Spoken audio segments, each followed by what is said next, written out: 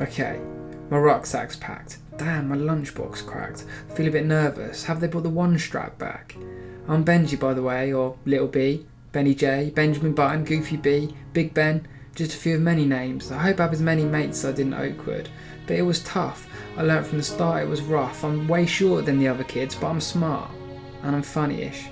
I used to get knocked about when I started infant school. I learnt I need to be mates with the tough kids, so I'd act the fool and break the rules and made them laugh and played the clown. I threw that chalk eraser straight at Mr. Brown. When the bus comes, I'm going to run for it. My mate Russ said the back is where you need to sit, or you're guaranteed to get picked on. He said some pikey kids beat up some Mikey kid, and this one lad who had a Nike tick shaving his head kicked this Mikey kid so hard that for a week he bled, and this poor Mikey kid had to spend a week in bed. So if they don't like me, then I'm done for. Quick, there's the bus I better run for. Sit down, not bad, 3 rows from the back. At the next stop I feel my back get tapped. I turn to see this year 11 with a backwards cap. Oi, short ass. See that big girl getting on the bus? Have you seen anything fatter? Bet you ain't got the guts to shout something at her.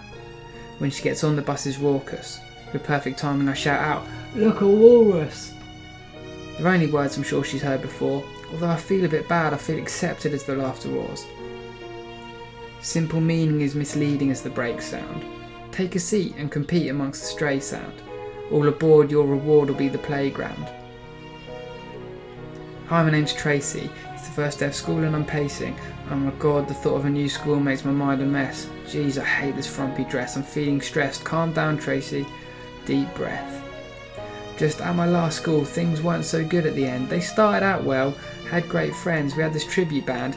Actually, that doesn't matter. My best friend was Sally, everyone loves her. Now, Sally liked Danny Pitter, then we played Kiss Chase and Danny kissed me and that made Sally bitter. So she turned my friends against me, spread loads of rumours, things that weren't true, things I would never say or do. They made a Facebook group called Do You Hate Tracy Too? They made me realise I hate the way I am. Spread ugly pictures around of me on Instagram. So today is simply crucial. Without the right friends, school is brutal. Christ, here's the bus. Bye, Mum and Dad. I sit down, there's room next to me. I just need to keep myself to myself. I don't need to add any kind of hectic complexity. The bus pulls up at the next place. This girl sits next to me. I think she said her name's Grace. She looks sweet, but people are laughing at her. If they think we're friends, they will laugh at me too. She seems nice, but what's a girl to do? It's the first day, it's too soon to chance her. She seems confident anyway, perhaps I just won't answer. Simple meaning is misleading as the brake sound. Take a seat and compete amongst the stray sound. All aboard, your reward will be the playground. Captain, you finished all the milk, greedy guts. Dad, you drive me bleeding nuts. Don't worry, I'll eat them dry. Love you, Dad, the bus is here. No time for me to say goodbye. I'm Grace, by the way. I'm pretty excited today as a new school. My last school set me up for pain. It wasn't a surprise as I grew up with shame. I've only got myself to blame. I was bigger than the other girls at my last school, St Ivy Lane. Perhaps my new school won't be quite the same. I could be someone else, reinvent the game. I can be whoever I want. Today's a new beginning, loads of new people, could be new friends, a new chance of winning. If I'm brave enough, I may even let them hear me singing. Don't get carried away, Grace, calm yourself down. Stop that silly grinning. I think I lost some weight over the summer break. It's blooming hard work, but I'm sure that I'm in better shape, yeah. I think so, although a little treat does make me feel better. Well, since Mum went anyway. But I gritted my teeth. Didn't eat the birthday cake that Gran sent. I was hell-bent. See, I'm sick and tired of feeling sick and tired of being called names, of having no friends and being picked last in all the rounders games. It was time for change. I feel excited, a bit nervous, but I guess that's normal. I step foot on the bus. What a fuss. What's all the laughter? Let me look, I can't see. Oh wait. What they're laughing at is me. It got louder as I found a place. I tried to hold my head high and not cry as I found a space. Hi, my name's Grace. As I turned to face the girl next to me with such a pretty face. She simply turned and looked at me disgraced. My hopeful hopes were hopelessly misplaced. From the back I heard them calling, "Look, a walrus." The bus started shrinking in, as the reality started sinking in. 5 more years to face. I wish my mum was here. She called me saving grace. Dad doesn't understand me that well. He tries hard, but I don't think he planned it that well. Mum used to be the one that I would talk to. There's a local park by St Mark's that we would walk to. She had this smile and this kind of smell that would comfort me. Last week I was at the doctor and he said kids like me tend to comfort eat. I'm not sure what that means. I mean, I like chocolate, but it's not that comforting. I'm home. I wipe my tears with my school sweater. Dad, remember what you said about Mum in heaven? Well, that sounds a lot better. So Dad, when you read this letter, I'm scared and I miss Mum. I simply can't forget her. But Dad, I'm really sorry I've left you all alone, on your own, to face a cruel world with no one at home and no one to phone. But I can't take the sadness. Another school bus full of madness.